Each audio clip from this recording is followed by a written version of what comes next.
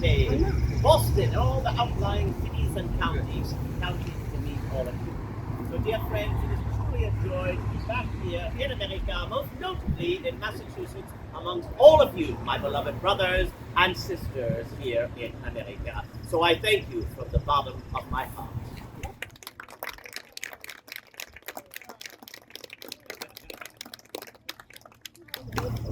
So let me start for the town.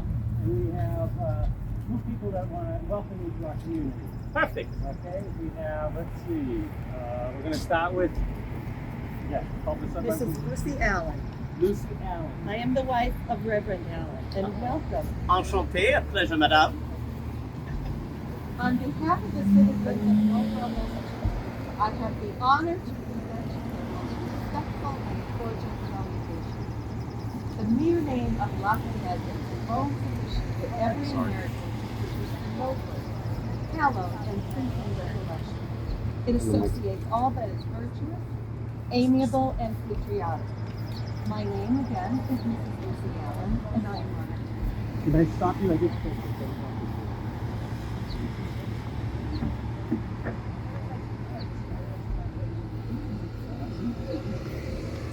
Your promotion of free thought ideas, along with being a human rights advocate who supports and promotes women writers, are especially important to me as a woman. My husband, Reverend Joseph Allen, and I are very devoted to education. We operate a private boarding school for girls and boys from our home. Wonderful, madame. Our borders are not their borders. They are under our jurisdiction as family. Many of our children, along with students from the school, have gone on to become teachers and ministers. In fact, the town has been remarkable for the number of teachers which it has produced. All these things contributed towards forming an enlightened public opinion, which raised Northborough to a rank among the very highest in the state of learning to our students. It is a great pleasure to us to observe and encourage a love of learning to our students. Thank you, Mr. Lafayette, for never can we forget the youthful stranger who, in the hour of adversity, so generously flew to our suffering and gallantly fought for our freedom. Now permit me to acknowledge the obligation we owe you for what our nation now is.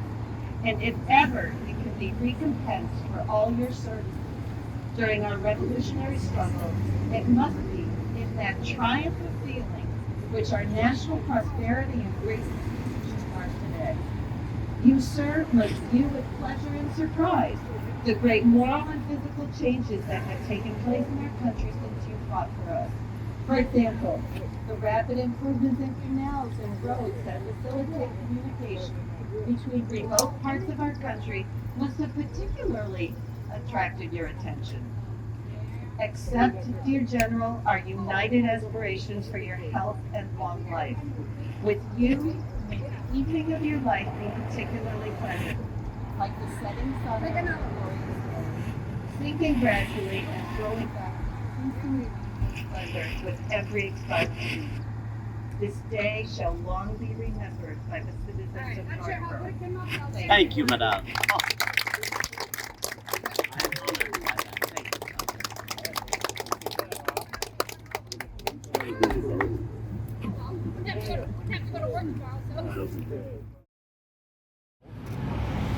And greeted both slaves and free blacks you knew during our revolution. I have been in politics much of my life, serving in the United States Congress and as governor of this great Commonwealth of Massachusetts. I opposed the Mexican War and the annexation of Texas on the grounds that it would expand the extension of slavery to the territories. I opposed stopping the flow of abolitionist materials to the southern slave states from northern anti-slavery organizations.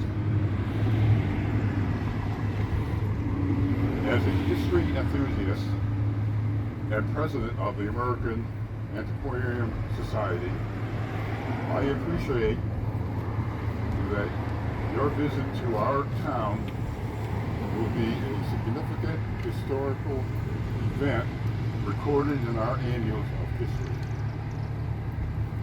The names of Washington, Lafayette, and Hamilton will ever be dear to the American patriots. And let it be remembered that while Washington and Hamilton fought for country and for home, Lafayette fought for liberty alone. God grant your life may be prolonged and enjoyable. Thank you. I thank you, Governor. Thank you, Governor.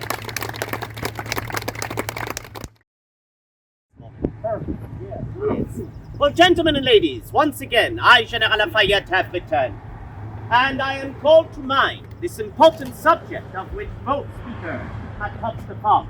That of the rights of women and that of ending the horrible institution of slavery. Indeed, monsieur. Indeed, monsieur. Show your pleasure.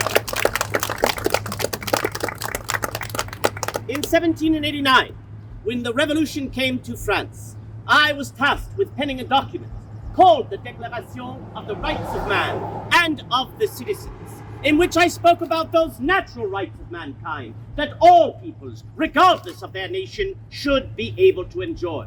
Some of those rights being life, liberty, property, the pursuit of happiness, and freedom from oppression. At the same time, there was a woman named Olympe de Gaulle, and she wrote a document called the Declaration of the Rights of Women and the Citizeness. I applaud her for such a document, and let us hope we can take strides to move in that direction, to give more rights to these women who make sacrifices each and every day, just as their men will do. Now, dear friends, in regards to the institution of slavery, before the Great War had even come to a conclusion, I had written a letter to His Excellency General Washington, in which I stated a great many things. But amongst them, I said to him, you would be an even greater man than you already are if you could set the example by emancipating the slaves. Thereby others could follow your example and you could eradicate this horrible institution. Washington responded with very kind words, saying that I was a credit to humanity. But he said it could not be done immediately, that it had to be done slowly and through legislation, for fear of a grand slave revolt on par with that of the great Spartacus of the 1st century BC. Well, I believe action speaks louder than words. So thus my wife Adrienne and myself decided to formulate a plan by providing education and skills for the enslaved, so thus becoming productive members of society, the horrible institution could come to an end. So thus, my dear friends, I have lent my voice, my right arm, my pen, and my purse to end this horrible institution, and I shall continue to do so until my dying day. It was in the campaign of 1781 that ended at Yorktown that I befriended a man who was enslaved. His name, James Armistead. I found this man to be a highly intelligent and resourceful man, and I request he serve with me, but not as an enslaved man, but rather as a fellow soldier. This man, James Armistead, would turn into a spy and spy upon the enemy forces, most notably that of Lord Cornwallis, and ultimately the information he was able to extract from the enemy's camp was vital in bringing us our victory at Yorktown. Upon the conclusion of the war, there was a promise made that any enslaved person in the 13 United States that had served in the war would be granted their freedom. I returned and found James still enslaved, for he was a spy. And the less people who know you're a spy, the better the spy you are. So thus, in 1784, I wrote a letter on his behalf, stating the importance of James's service, and as a result of that letter, James was granted his freedom.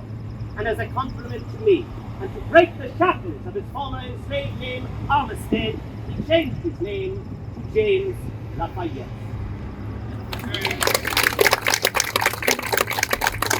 So as we can see, my friend, there is a great deal more to do. I am pleased that America has survived, and has prospered and grown. But never give up, dear friends. Always move forward. Always strive to do the next right thing, and this nation will continue to grow and prosper as it should. My dear friend, what questions or curiosities might you have of me, General Lafayette? We have some people with some questions up there. Ladies? A wonderful question, Madame asks. How close was I to General Washington? Well, I would meet Washington for the first time on August the 5th of 1777 in Philadelphia at City Tavern. You see, the people of Philadelphia were holding a ball for General Washington, a party for defending the city of brotherly love. How I recall when he walked into the room, for I knew precisely who he was before he spoke, even though we had never met before. It was simply by the way in which he carried himself. For to me, he was truly an aristocrat without the name, a nobleman without the title.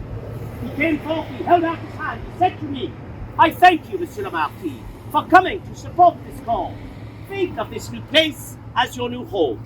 Think of the officers around you as your new family. And think of me as your new friend. And with this, I could not help myself. I immediately embraced him. I think I might have embarrassed him a bit with my French custom. But I said to him, from now on, mon général, j'ai deux patries, la France et les États-Unis d'Amérique. From now on, I shall have two countries, France and the United States of America. He invited me to join his military family alongside men such as Alexander Hamilton, John Lawrence, Tench Tillman, and thus we all would become dear friends. In many ways, the relationship betwixt Washington and myself was very much that of father and son. My dear father had died 1 month shy of my 2nd birthday, so I really did not know him. Washington had no children of his own. So thus, he became the father I did not know, I became the son that he had never had. To me, Madame, Washington embodies the ideals of the great Roman Cincinnatus. Those who are not familiar with Cincinnatus, I will briefly explain. Cincinnatus was a Roman who lived in the 6th century BC, and he loved nothing more than to till the soil, to work his farm. But Cincinnatus was also a great soldier, and when the Roman Republic was in danger of being overrun, they called upon Cincinnatus to lead the armies of the young Republic. And he left his farm, he drew his sword, and he vanquished the enemies of Rome. And when that was complete, many called to him, Cincinnatus, simply put the crown upon your head, become the first king of Rome. And what did Cincinnatus do? He put away his sword. He went back to his farm, and he tilled the soils, stating to all, I will never be the master of this republic, but I will always be its servant. Did not Washington do the same? When called upon by Congress on 14 June 1775, he left his beloved farm at Mount Vernon, and there he led the armies of this young republic. And when they were vanquished, many of you, the people of America, said simply put the crown upon your head and become king of the United States of America. And what did Washington respond with? North America is done with kings. And he went back to his beloved farm there to till the soil, echoing the sentiments of Cincinnatus that I will always serve this republic and never be its master. How can you not love such a man as Washington? Thank you for your question.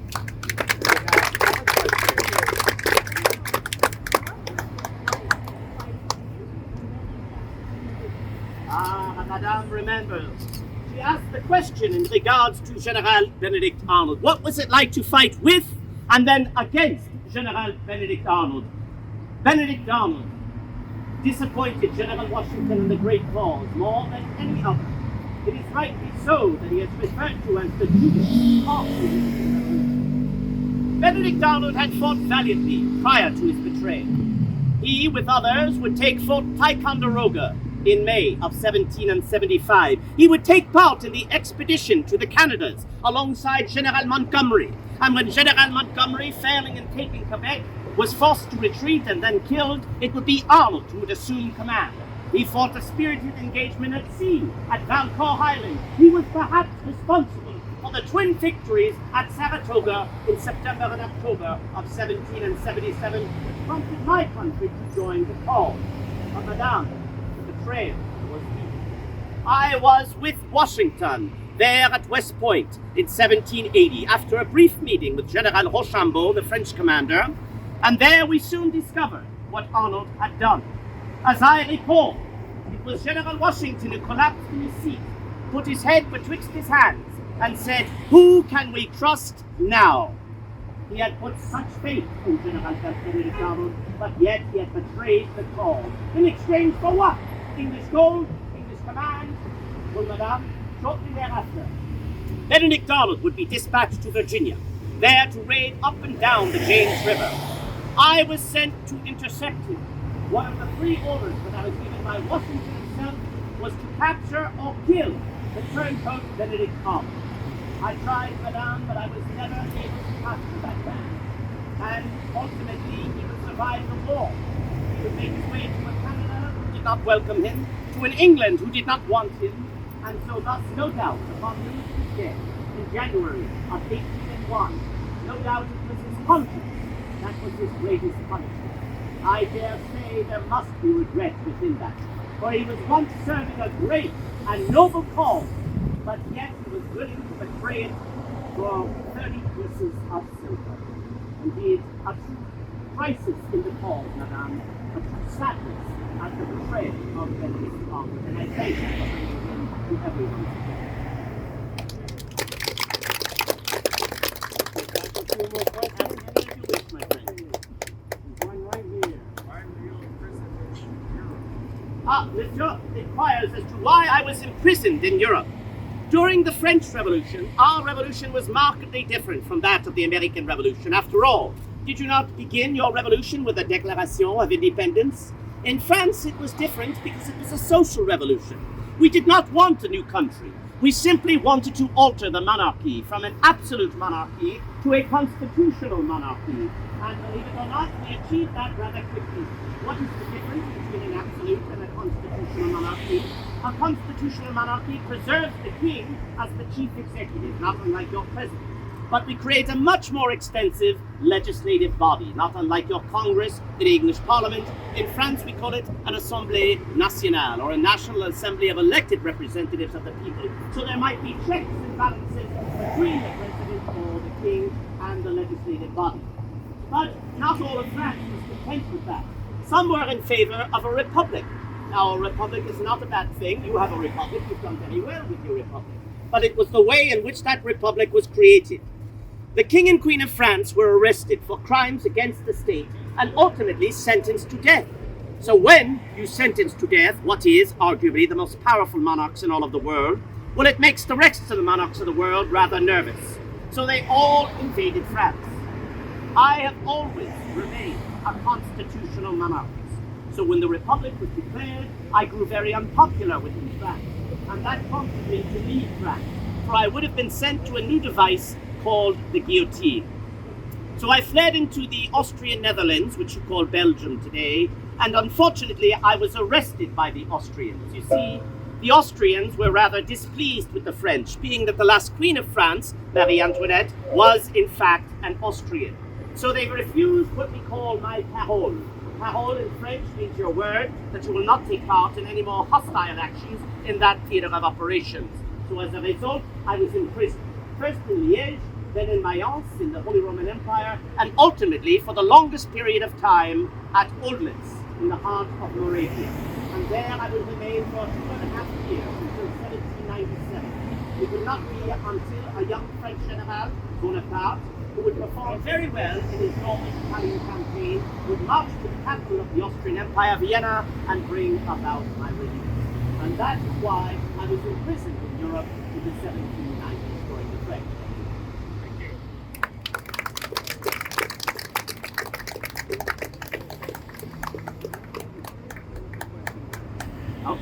There you are. Do you think the French support of the American Revolution contributed to the downfall and the French Revolution?